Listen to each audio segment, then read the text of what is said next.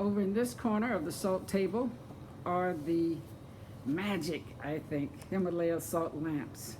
And the one that I like, Miss Judy has already pointed out, and it is the one that seems to have the rocks here on top.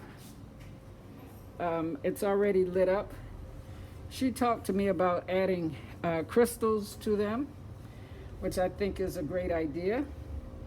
The salt table is almost like a variety store because you have so many items here that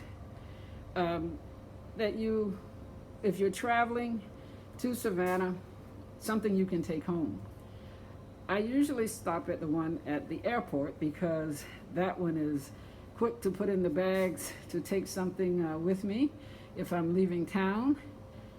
I love the tea that the salt table has, in addition to the wonderful grilling salts. If you're a cook, I grill a lot of vegetables, and for me, that's one of the things that I enjoy collecting for my cabinet, my cooking cabinet.